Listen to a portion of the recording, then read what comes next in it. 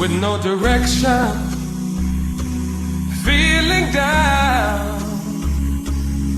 My life was headed for disaster till you turned me around. Nothing ever had been able to ease me when trying to please me. It only pleased me less. But when I learned about the way that you love me, had to put your honor above me, and you gave me rest. Lead me to rest, sweet Lord. Lead me to rest, oh, from my journey here. Lead me to rest. The relief I found from the burdens that have weighed me down. Lead me to rest. Lead me to rest. What a comfort, what a deal, as I consider what you offered me. How can it be real? What should I offer in return, when the value of your blessings no one could ever earn? Then you tell me that I'm really forgiven, got a reason for living, and you made it so clear, yeah. I'm supported when the devil would charm me, protected when the evil would harm me. Tell me, how can I feel? Lead me to rest, sweet Lord. Lead me to rest, from my journey here. Lead me to rest. The relief I found from the burdens that have weighed me down. Lead me to rest. Lead me to rest. In the world my life was slowly sinking, not attaining true peace at all, never listening to what you had to say, not a word you had to say. Now it's fortunate you've changed my thinking after answering your loving call. You give me rest that nobody can take away. Lead me to rest, sweet Lord. Lead me to rest, from my journey. Lead me to rest. The relief I found from the burdens that have weighed me down. Lead me to rest. Lead me to rest. Lead me to rest. Lead me to rest. Lead me to rest. Lead me to rest.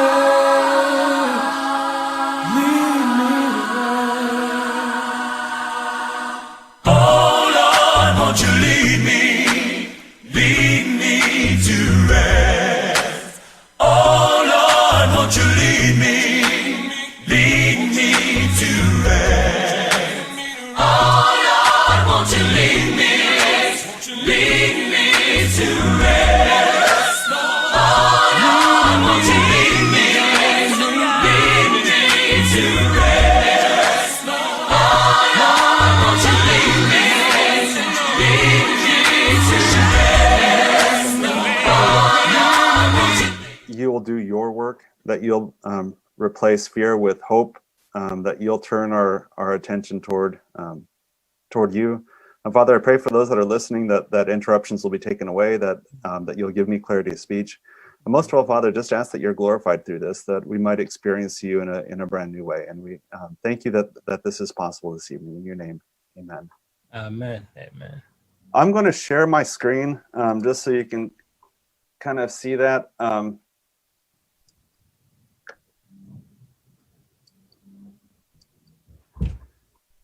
I hope this helps. I've got some slides, and I think you can see me as well as the slides. Can you just verify that real quick? Yeah, we can see you in the slides. Okay, Yeah. perfect. The goal that I have as I meet with people is not to take technology away from you. You know, just for the teens that are listening, that's a common teen idea is that my goal as a speaker would be to leave you computerless, gameless, phoneless, sitting in your sheltered world under a rock. You know, is a common thought. That's not my goal. My goal is for you to be able to own that off switch. Your parents can't own it for you. Society can't own it for you. Society is just going to keep flooding you. If we had time, we could develop models that actually show how some of the best psychologists right now are making it harder and harder to stop. You know, so society is going to keep pushing for you. Our appetite's going to keep pushing us toward this technology, but really the key is, how do we turn it off? You know, we need to be responsible for that. To reach a point that says that I'm responsible for this, for what I'm taking in as far as technology. I'm responsible for how I'm using technology, when I engage with it, when I don't engage with it.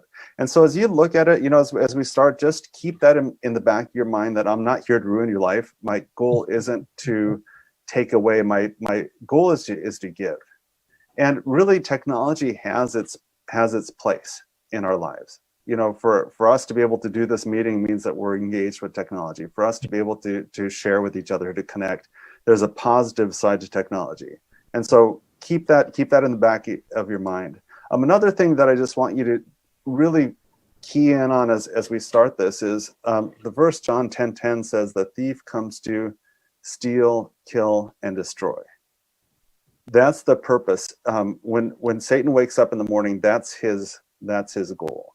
And you know, when we look at that, so many times we think of it in purely spiritual terms. You know, he's trying to make us lost. You know, we use those sorts of terms, and I think there's a truth to that. But I want us to think about a little bit more. When, at least in the United States, when I ask teens, you know, how many of you believe that, and we can ask it out here, you can post your answers onto this if you feel comfortable with that. How many of you believe that you're going to find someone, that you're going to meet this person, your heart's going to light up, you're going to not be able to think about anything else, you're going to pursue this other person to try to win their hand in marriage. And then when you marry, you're going to be able to be together till death do you part, and you fulfill your vows through your lifetime. How many of you believe that you're going to be able to do that in your future? And for those that are even married, how many people believe that you're going to be able to carry this covenant to its completion? Does that make sense? And so when I talk to teens, what I find is that as a lot of teens, there's always a few that raise their hand saying, yeah, I believe that I'm going to have a vibrant, full marriage. It's in my future. I'm going to be in a covenant marriage, and it's going to be good. I have teens that are like, I don't, you know, I'm not sure. And when I press that a little bit further, I get some of the saddest answers. You know, some teens will say, well, who am I to think that I can make it work if these people I admire don't make it happen? You know, and so they look at that aspect of, you know, how can I do it if my parents can do it, if my grandparents can do it, if these generations of marriages fail? I also look at teens that say, even if I want it, I don't think I'll ever be able to find someone that can love me once they know me. You know, I mean, to me, that's probably one of the most crushing things I've heard from kids, is that I don't think that even is possible anymore, to have authentic covenant love. And so, you know, you look at that side, and then there's usually a teen that'll say, you know, well, marriage is about 50% chance of success. You know, that's a coin toss. Not really. I mean, would you base your biggest life decision off a coin toss? And so the sad thing about it is that most teens believe that it's highly unlikely, or for them personally, it's unlikely for them to be in a covenant marriage through their future. And even if they choose to be, it's unlikely that they'll find the right person, or that they'll be able to make it work. And so the sadness about that is that the reality of it is that, at least in the United States, the divorce rate is about 50-50, but that's not for all marriages. First-time marriages, covenanted marriages, and I'm being real careful with my words here, because not just, you know, living together and then, you know, getting a piece of paper signed, but I'm talking before God and man, making this effort to have God included in your marriage, to be part of a faith community, that kind of marriage is actually way up in the 70-some% chance of being successful, high 70s. The problem is that every year you have first-time marriages that have a fairly high success rate, as well as people that have divorced. The more times you divorce, the higher likelihood of that marriage failing, unfortunately. And so for a teen that says, it's only a 50-50 chance, it's not for you if you choose to have God as a covenant in your marriage, if you choose to do the types of things that encourage faithfulness. But when I talk to teens, how likely is it for you to be in that marriage? It's low. And so if you look at it, a 14, 15, 16, even an 18, 20-year-old, when you ask them, do you believe that this beautiful thing's in your future? And they tell you no. Listen to that verse again. The thief comes to what? Steal, kill, and destroy. Before you've even gotten into that mindset, that appropriateness of a marriage, you've lost even the hope of it. Even the hope of it. And if you don't really have a hope for a vibrant covenant marriage with a covenant sexuality, then we get into this mindset of this world that I better take care of myself. I better do the best that I can. I better scrape together whatever bits of pleasure I can find and just take care of life. And so the sad thing that I just feel right now is that, when we're talking about this topic, this is a topic of relationships being stolen, motivation being robbed. We're talking about connection being lost, increasing loneliness. As you study more and more of the technology, is that technology has some real good benefits in our lives, but as we overuse, as we overengage with them, anxiety, loneliness, depression, those things all start to rise. And so when I look at what I'm sharing with you is that, yeah, there's that negative side of it, but here's the positive side, is that Jesus says, I've come that you might have life and have it to the full, have it abundantly. Have it abundantly. And so as we frame our minds around pornography, this is a situation in which Satan is using something in our lives to separate us, to disengage us, to put us at a place where we're really struggling with connection, where we're feeling more and more lonely and isolated. And God says, that's not what I want for you. I want abundance in relationships, abundance in purpose, abundance in your life having meaning. And so when I'm talking with you guys here today, I just want you to understand that this hope is what we're shooting for. I'd rather spend more time looking at what God wants us to pursue in our lives rather than the fearful side of it. We will talk about pornography mostly because it's one of those things that gets us in a jam and it leads to a lot of negativity. But I want more for you than just breaking pornography. I want more for you than just not doing these bad things. I want more for you than sitting at your bedroom late at night, going through Tinder, going through apps and swiping left and right. I want richness, abundance for you. Why? Because that's what God wants for you. He wants deep, satisfying relationships, deep, satisfying purpose. And so when we look at the threat of pornography, it's a threat that it takes away from the path that God longs for you. So many people, and we'll just kind of establish this at the start, is what exactly is pornography? I think we can all agree that there's certain content that's created specifically to be sexually arousing. It's designed with pictures, text, combination video, whatever, and the form of it is sexual, is pure sexual, and the function they designed it for is arousal. And so when you look at a magazine, what we call a pornographic magazine, that's going to be images of nakedness designed purposefully to arouse. The second part when I look at pornography is that you not only have the naked images, but the function. The function is really important because the function is what is it designed to do. And so for a lot of teens, we focus on the form of it. Is this naked or not naked? And then we get into debates of, is this art or is this not art? Is this, especially, I've seen had so many discussions with teens where we end up, kind of, how would you describe it? Getting off topic really easy.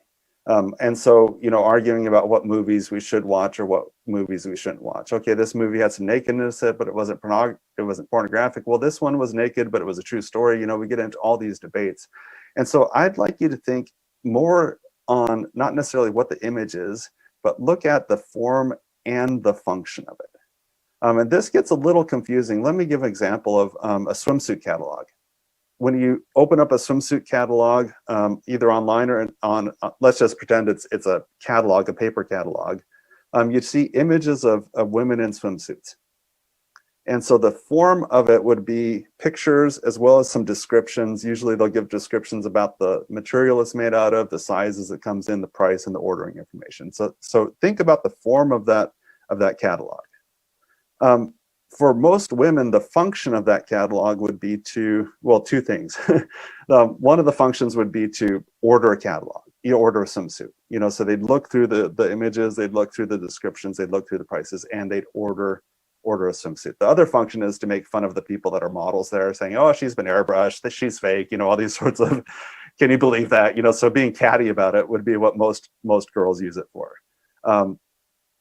Now here's that same catalog. Imagine that you have a 10-year-old little brother at home, and you find the same catalog. The form of it hasn't changed, but that same catalog is in his hiding place in his room, underneath the mattress, hidden away someplace. Has the form changed? No, the form's still the same form, but has the function changed? Now the function has been changed from something that's an ordering catalog to becoming something that's sexualized. And he changed it here. He changed it. And so when I look at the challenge that we have around sexuality is that so many times we've created a culture where guys especially are blaming girls. They say, I'd probably not have a problem if girls would dress more modest, or if they didn't have these things, or if the internet wasn't here. And we blame all these other things. But the reality is that right here, we're making things sexual that weren't even purposed to be sexual. Our interactions with each other are objectifying. We're taking things that were created for innocence and making them for sexual function. And this is a helpful way to think about it, because honestly, end of the day, there's a lot on us as individuals on how we're responding to things. In Florence, I got a chance to see the statue of David, which is an amazing, amazing statue. David stands really tall, marble statue. David is completely naked in the statue. When I saw that statue, the form of it is nakedness. The function that had for me was, wow, that's amazing how that was created. That's amazing how lifelike that is. How is that even possible? It created wonder for me. The function of it was wonder. Could that function be different for someone else? Probably, and so part of what I want us to explore is, rather than being victims in which we're saying, well, all this world and all the pornography that's coming at us, we really start to take on, what is my role in feeding back? What's my role in using imagination? What's my role in objectifying? And that really creates a lot. That's on us. Instead of looking at someone else's fault for my cravings, I'm starting to realize that I could be in the most serene environment and still struggle with this. I just want to lay out three things. I've got a longer list and a longer format, but just wanted to give, for some of the people that are listening right now, they have that sense that pornography is not helpful. I remember as a teen, I'd seen pornography for the first time as a fairly young child. And I started being exposed to it more as a teen. And I just had this weird relationship with it, in which I was attracted to it and also repulsed by it. I think the Holy Spirit working in me to know that it wasn't something I needed in my life, but at the same time, I didn't actually know why. If you go to the different people out there, there's all sorts of people that will tell you pornography is the greatest thing ever. It's a healthy form of sexuality. It's a harmless form of sexuality, and the truth is that it's not. The truth is that it will hurt us, and it's a hard thing to talk about. And so you'll hear some things here that are unusual. Just have patience with me.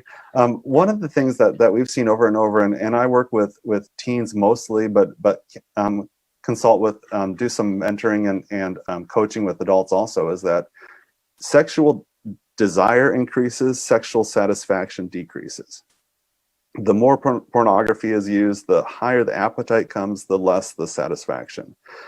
Meeting people that are using pornography for hours a day, masturbating for hours a day, and feeling worse about it. And you look at that, and you kind of wonder why. GQ magazine, Gentleman's Quarterly, it's the United States, it's a fashion magazine for men. They did an editorial based on some things that they were searching, and what they really concluded was that, and I'm using the idea for men here, and I apologize, ladies that are listening, because I know it's both. GQ is a men's magazine, but I think the concepts will ring true. What GQ said is that pornography has a thing called the Coolidge effect. What turns you on when you start using it stops turning you on, and so your tastes start becoming increasingly deviant, extreme. There's different ways people refer to pornography. There's times that people say softcore versus hardcore.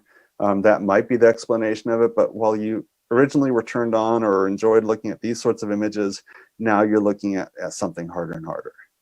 And what's sad about this is that, you know, when I was a teenager, my parents one time found some magazines in my room. Really embarrassing situation. They were really angry, really, yeah, I mean, horrible situation. I was embarrassed. But when they looked at those magazines, they could probably tell why a teenager boy would be interested.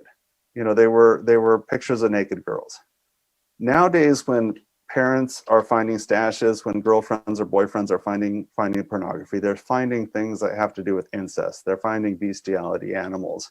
They're finding rape pornography. They're finding child type pornography. And so how do you explain that? You know, it's harder to explain that just because you probably wouldn't have looked at those things if your brain wasn't aroused. But when your brain is aroused, it starts making decisions and it starts taking you down a rabbit hole. You start clicking on things that you'd never click on when you weren't aroused. And so I'm not mad at people for seeing these things, because the natural progression of pornography is it takes you down that path. So you end up looking at things that are harder. But here's the problem, is that as human beings, that dissonance that we feel between where our values are and what we got turned on by, that creates this real tension. And so for porn users, there's that, who am I? How could I have been turned on by that because I am this kind of person? You know, not realizing that when you engage in pornography, you're not fully engaging with the thoughtful brain. You're engaging with an appetite brain. You're following trails there. About 19% of people that are regular users of pornography, and this is for people that are in relationships, but they're saying they have premature ejaculation. 25% are disinterested in sex with a partner. Who would they rather have sex with? You know, and the hard thing about that is that they'd rather have sex with themselves than with their partner. They've trained themselves to have sex with themselves. And a lot of times when I'm talking to youth, you know, they'll say, well, I'm just going to use pornography until I'm married, and then I won't need it anymore. There's so many people that once they're married, they can't. Their brain, their actions, and the partner isn't able to do the things that they can do for themselves. And so disinterested, they'd rather have sex with themselves. 31% have difficulty reaching orgasm. And what is, if we had time, we'd break down the brain side of it, but there's a central part of your brain that's the limbic system. It's the memory, it's the emotion system. The frontal lobe of your brain is all about being present. It's all about using your mind, engaging.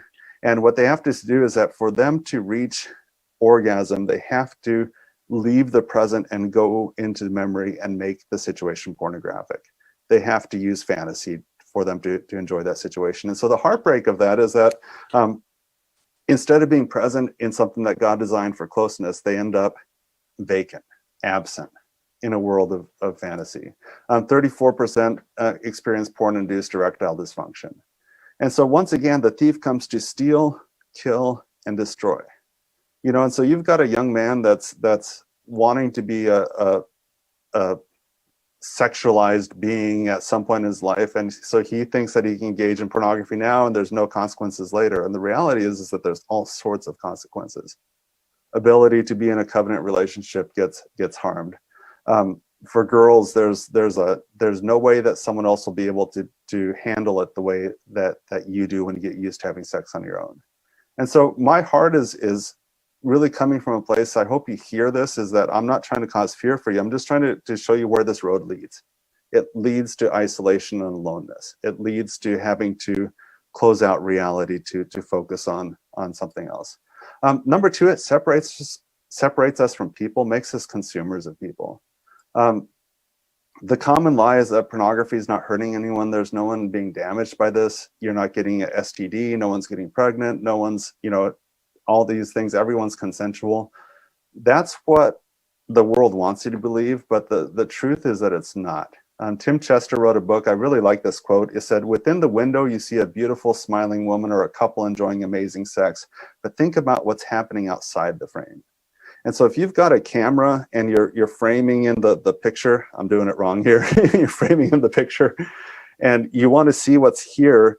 If you're taking a nature picture and there's people in the picture, you want to frame out those things so you only see, the right image inside. If if there's a dumpster there, you're getting rid of that. If there's telephone wires, you frame just what you want the people in the picture to see.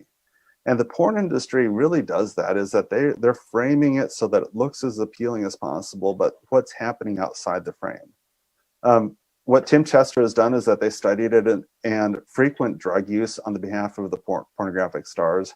That's both for emotional as well as physical pain. A lot of the teens that I speak to, one of the reasons, especially girls, use pornography is that they want to be good at having sex. They want to be prepared for having sex. And so they'll use pornography as a instructor. And what they don't realize is that pornographic sex is painful sex. The way that the couples are interacting, the way that they're having intercourse is a painful way of having intercourse. But you can't tell because, one, they don't show it on the frame, and they are many times using drugs to alleviate that pain, to cover for that pain. High probability of having sexual abuse as a children. You look at the father wounds for both the male and the female pornographic people. Coercion, this is one of the sad things, is that what you wouldn't know from watching a video scene is that there's a girl that showed up to do that scene. She agreed to do a scene with another male. When she shows up, there's 5 men there, no other women. She feels like she has no way out. Her physical safety is not there. No one's watching out for her. She engages in that sexual scene. It's recorded and people watch it and they think that she's consensual. They don't realize she was terrified the whole time, that she was purposefully placed in a situation that took advantage of her vulnerability. Human sex trafficking, we work with an organization called Shared Hope. The number of kids that have been sexually groomed into the sex industry is staggering. And so I share this with you for really, maybe this quote I think would speak to you. I think it goes for both male and female. I'll read it for you. It says, "I'm not interested in a world where men really want to watch porn but resist because they've been shamed. I'm interested in a world where men are raised from birth with such unshakable understanding of women as living human beings that they are incapable of being aroused by their exploitation." That means that we are so focused on other people as people that we are protectors of the vulnerable. We are protectors of the innocent. I don't want innocence and vulnerability to be taken advantage of. And that's the kind of man that I want to be. I want to be a defender. I don't want to be a consumer of people. I want to be a defender. I want to be one that lifts other people up. And you can't be both at the same time. You can't be both. And so to me, I love that idea that we as a church are called to lift others up, not to take advantage of their suffering. We are in the business of making the other better. And we're dealing at a time right now of huge racial divide, of making other people objects. And if you look at the parallels between race and pornography, they're so close to each other. Once you make someone less than human, then you can exploit them. And so we need to be people that uphold people, make them more human. Just because a woman's voluptuous doesn't mean she's an object. Just because someone is this color or this background doesn't mean that we automatically go to that step. We make them people. And for us guys, a lot of us guys have been taught to snap our eyes away from temptation, and there is a reasonableness to that. But at the same time, what I really invite guys to do is when you see a girl, instead of thinking of her as a threat, this is a child of God. This is a person with a story. Looking at the forehead might be a way of doing it. Instead of thinking that this is someone that's out to get me, this is a real person that God designed for a purpose in this world. Not for my sexual gratification, but for me to connect with or for me to respect. you know, and that's what we're called to. Wow, we're getting going, aren't we? I'll keep moving here because I know we have some questions to do. Number 3, it reduces ways for God to work in our lives. Imagine right now I'm thirsty. I've got 2 choices for meeting my thirst: my technology or my glass of water. You know, which one's going to be effective? I could use my phone all day long, but my need is not going to be met. And so that's where we have this thing of, God, I've got these loneliness, I've got this desperation, I've got these deep feelings and these deep wounds in my life. But when we start meeting it through technology, we lose out on that ability for God to work, for us to experience him. You know, I've got it, I'm self-sufficient.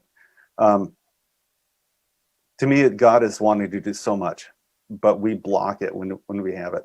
The other thing is that a lot of times, especially around sexuality, and I went through this for a long time, God, once I have this taken care of, then we're good. You know, then you can love me. And the reality is that God does not, there's no wall put in place by your sexuality. You know, God doesn't say, get that fixed before I care for you, before I love you.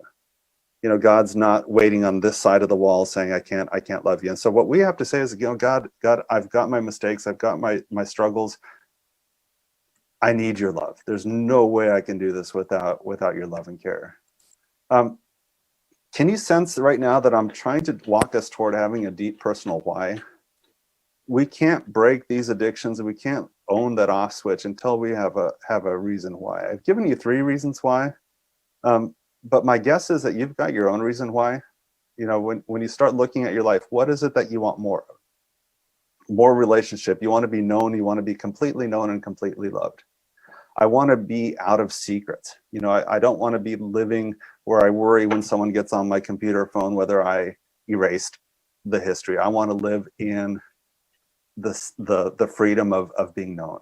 You know, we've got different whys, but you need to tie into that why, and it needs to be your why. You know, you can't do this for your parents. You can't do it for your spouse. Think about why we run. If I had a bear attack me, I could start running. You know, I'd run away from a bear. But a bear is not going to have me finish a marathon. You know, so our fear can get us running, but it doesn't keep us running. Fear only motivates us for a short amount of time. But what keeps us running is having the motivation of the prize. You know, the God, the relationship, the abundance, the being known. That's what pulls us forward. And so really invite you to take a little minute. Why do I want to stop gaming at the level that I am? Why do I want to not use pornography in my life? Why do I want to have a covenant sexuality? I'm going to give you a little bit of analogy that some of you will probably hate. You can write me mail on it. Carob versus chocolate. A lot of people aren't big fans of carob. Carob, for some of you that don't know, is a bean similar to chocolate beans, cocoa beans or whatever, cocoa beans, I guess was what they are. But they're a bean that can be made into a chocolate-like substance. The only problem is that it's not, you know, most people don't like it that much because it's not chocolate. If you've had chocolate, chocolate's more creamy, chocolate just tastes better. So imagine if chocolate was never invented, then carob would be pretty great. So if chocolate was never here, the carob would be the most delicious thing you've ever had. You'd be like, I love carob, I love carob, I love carob. It's great. But most of us don't like carob because chocolate exists. Here's the reality for my single friends here, the people that aren't in a marriage covenant, for the young people that are listening, is that right now you can have carob level sexual pleasure. Hookups, pornography, sexting, some of the things around watching stuff, movies, all those kind of things. You can have a level of sexuality that's carob level. But you can't have the chocolate level of sexuality right now. That's not possible. Because chocolate level of sexuality is a covenant sexuality. It's something that God created that takes trust, it takes time, it takes commitment, it takes devotion, it takes vulnerability. For some of us, we've lied to a lot of teens saying that your first night as a married couple is going to be fantastic. It probably won't be. It's probably going to be awkward. It's probably going to feel silly. It's probably going to have all sorts of difficulties. And I'm just saying that because covenant sexuality takes time to develop. It takes commitment. It takes trust. It takes presence. It takes unselfishness. It takes great communication. All these things are really hard to do. And so chocolate level sexuality is amazing. Carob level, not so much. But the challenge that you guys are facing is that, if you've never had chocolate, then carob tastes pretty good. The other problem is if you're engaging in a lot of carob level sexuality, how do you start to learn how to communicate trust in trusting ways? How do you develop vulnerability? How do you communicate your needs in a way that you're open to someone else being involved with it? How do you reach covenant? And what we're finding for a lot of people is that that's not easy to do. Sure, God forgives, wipes out sins, but the patterns that develop around our sexual tastes, our way of meeting our sexual needs, that has to change too. That has to change too. And so for you guys that are listening, I'm not saying this is a hopelessness, because for me as a person that was stuck for years, I've been able to, through a lot of work, transition to a different level of sexuality. One that is God pleasing and is fantastic. For years, as a young person, I didn't know, why would a covenant orgasm be good and a worldly orgasm be bad? Aren't all orgasms the same? They're not. They're not. One leads to covenant, the other leads to isolation and brokenness. And so the world might not see it that way. You might have a hard time explaining it to your friends, but the truth is there. God's ways lead to life. And so you might not be able to eat carob now. Please forgive me for that, but that's an analogy that I have. Simon Sinek, he's an author here in the United States, writes some really good business as well as some kind of motivation books. He said working hard for something we don't care about is called stress.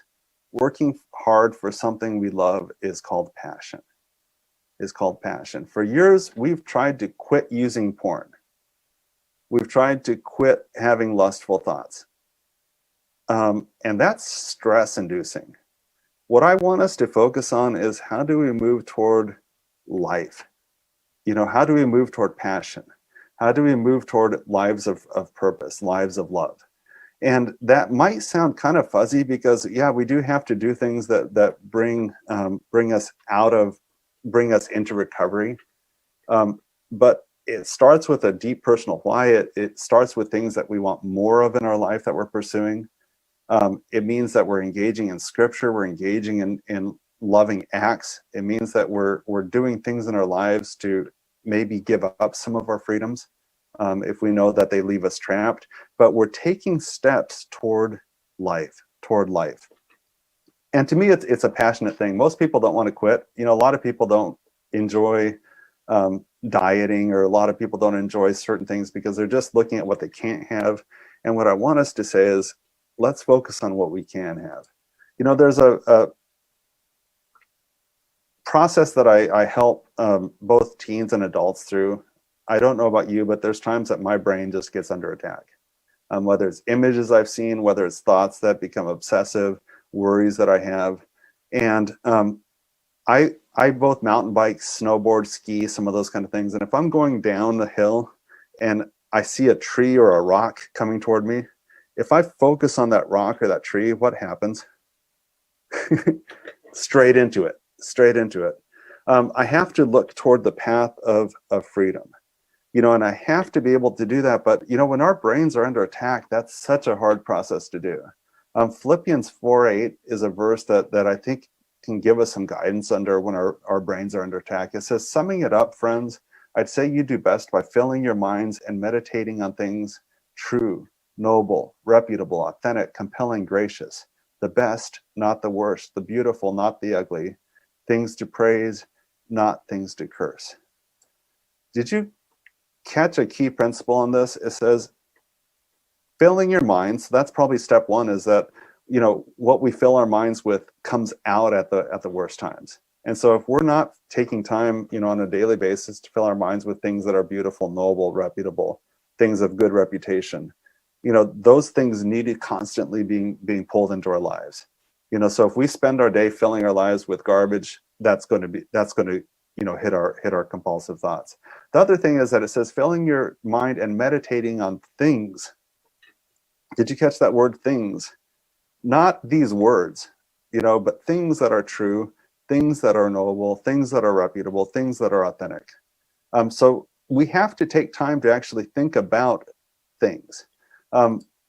One of the practices that I've done is that I've taken each one of these words.